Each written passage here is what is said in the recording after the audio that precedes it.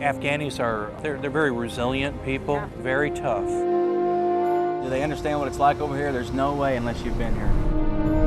On the eastern edge of Host Province, mere miles from the barren mountains that stretch across the border of Afghanistan and Pakistan, the dusty, dry valley bed gives rise to Forward Operating Base Salerno. Literally cut off from the rest of Afghanistan. It's the temporary home for some of Missouri's citizen soldiers assigned to the 1141st Engineer Company 203rd Battalion. Most people are afraid to do what we do.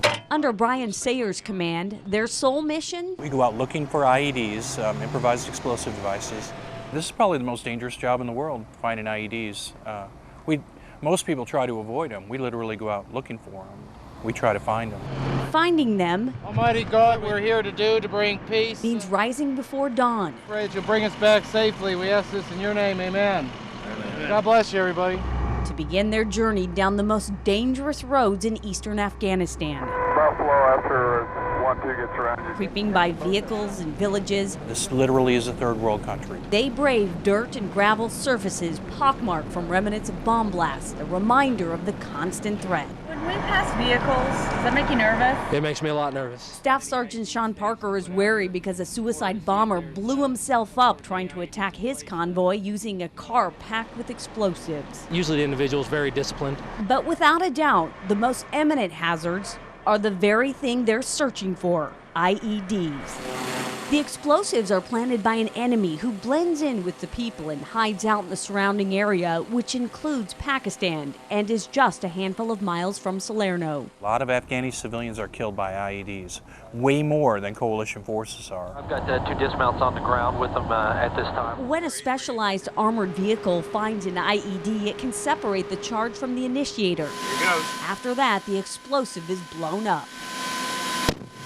Oh, did you see that? No, it went high. Hell yeah, dude. In the entire eastern region, the troops of the 1141st are the most successful at disarming explosives. This has been a fairly active area. Most route clearance units immobilize about 50% of IEDs. The soldiers under Captain Sayer In a couple seconds. take out a little more than 75%. Nice. So that means about 1 out of every 4 is going to blow up on us. And, you know, we know that going out. You get your heart pumping. Every hour spent on a route requires absolute concentration. At first it was a little unnerving. On Aaron Garbett's first mission as platoon leader, And all of a sudden, in the split second, an explosion goes off, and I saw the crew of the truck actually go limp because of the concussion. We had to fly in a helicopter to take some of them out. Does it ever get less scary? Not at all. Parker's body has also been thrashed by several explosions. Do you take it personal? Absolutely. It was his only intention in the whole world to kill you or your friends. I take it very personally. The end of a workday means safer roads for coalition forces and Afghan civilians. It's going to mean somebody else is going to the house. Parker and the others in his unit do their job, leaving their worried families thousands of miles away. I miss him. And knowing there is always the possibility I know how much they'd miss me. You give me a minute? Yeah, thanks. they might not make it home. I know how much my family would miss me. And I don't want anybody else to have to go through that, so if I can help, that's what I want to do. I absolutely hate my job. Hate it with a passion. But I absolutely love and would die for the people I work with. In the coming pre-dawn hours, they will be at it again. Usually, if we clear a route today, it's pretty safe today, and that's about it. Tomorrow's another story.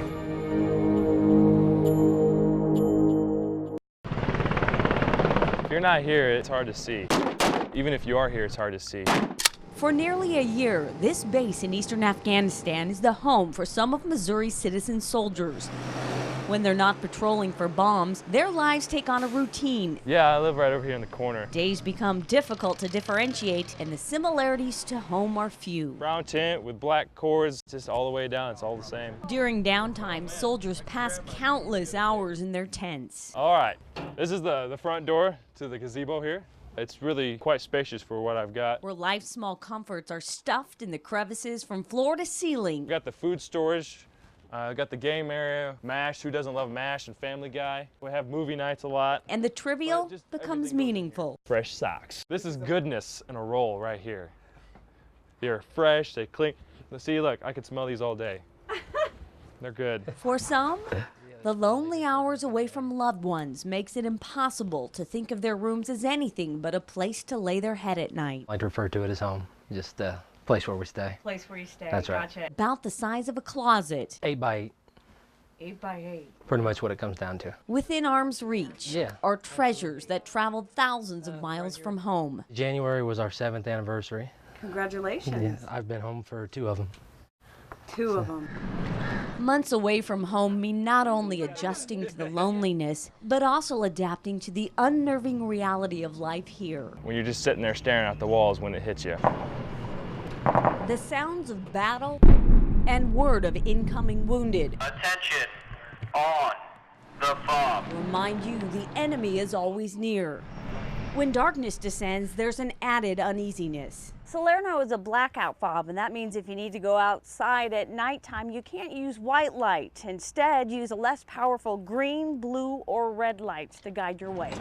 The softer lights are used in part so insurgents won't have an easy reference point to target. So you did adjust to this? Yeah, absolutely. It's almost a moment of excitement and confusion. Watch a step. Dealing with the reality of war, On every mission, Garbett has his own ways. I've always carried with me is my Bible. Means finding ways to cope I spent a lot of time in prayer during the missions, until he can come home. saying, oh God, please, let's not blow up today. Get us through the next 10 seconds. Lord, you need only to be still. The Lord will fight for you. And I no longer live the life I live by faith in the Son of God who loved me.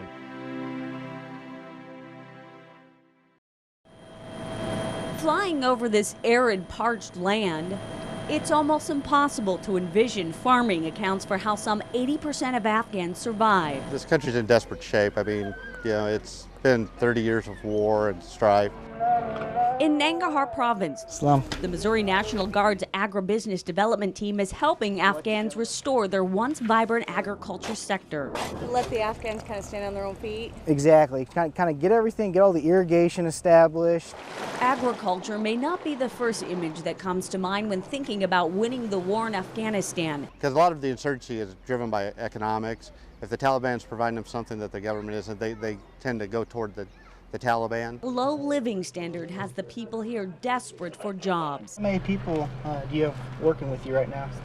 We have like a 20 group. Good. And each group is 20. That's good to hear. In fields and villages, solar panel wells provide water to the people and parched land. The projects also serve another vital purpose.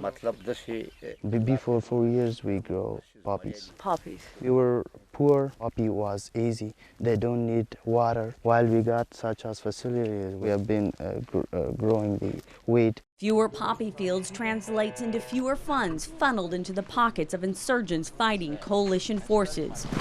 In the midst of all the progress, there are setbacks. See up there where the frame is there. Frames are there. When impoverished Afghans start taking solar panels for their home.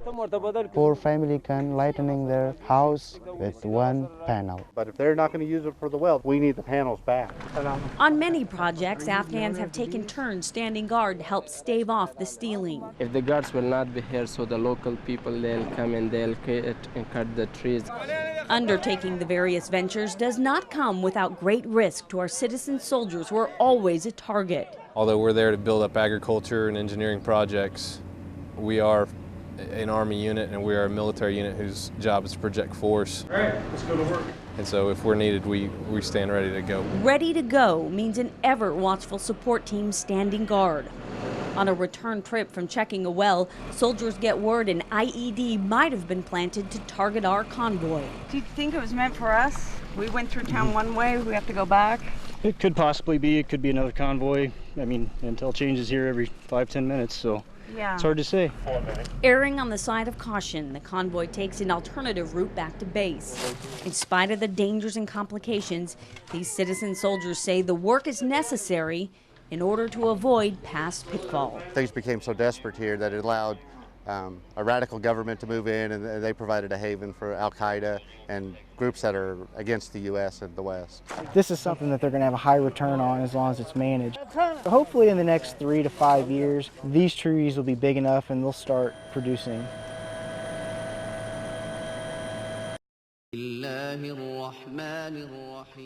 villages, fields, and even on many military bases, a stirring melody is a reminder that part of winning the war in Afghanistan lies in winning the war of ideas. Things that they heard from the Taliban, still they're saying that they're trying to spread the Christian religion in Afghanistan. The military fights the propaganda by not intruding on their faith.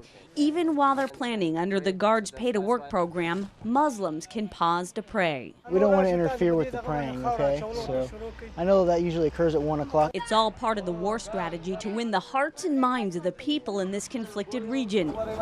It's also what brings thousands of Afghans, called local nationals, onto military installations. I do everything. Everything. Every work, I do it. Where they earn a paycheck. Tilted, and it slides out. Doing a variety of jobs. Finish. His now is close. Another powerful ally in winning the hearts and minds are the U.S. dollars spent at Afghan bazaars like this one at Forward Operating Base Finley Shields. Every other week, the locals come on the FOB and set up a bazaar. That's where they sell everything from scars to jewelry to carpet. You name it, it's here. A black and 2 green ones, very different. For who?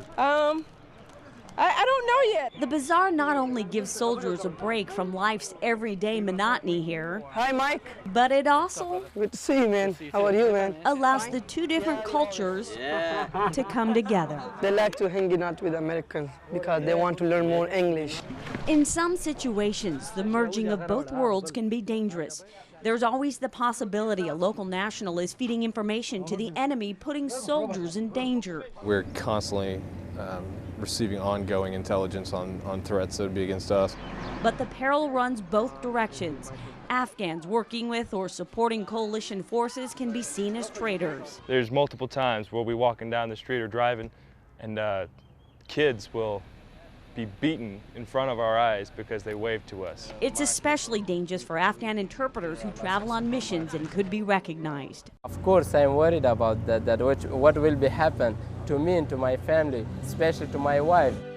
In spite of the threat, both sides press on, knowing the realities are inherently dangerous.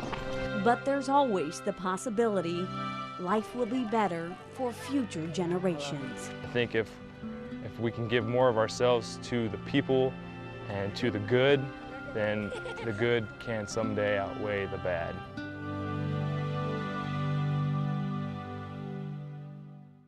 I felt that I owed my country at least 20 years of my time. It's just the little things that you miss the most. Trees. While we have different seasons over here, they're not like home. Dusty, very dirty, dusty. We spent 26 and a half of the last 39 hours inside the vehicle. I'm still not sure that my ass is awake yet, so. You think you're in Iraq, but you're in Afghanistan. This is such a completely different country. In Iraq, they were already Iraqis. We took Saddam Hussein out of power and helped them rebuild their government.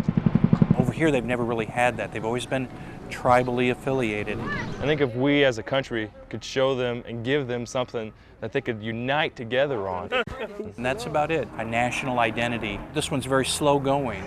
We can't leave until the Afghan security forces can control security. Attention. Every time you go out, you may get blown up. Every time you go out, you may get shot at.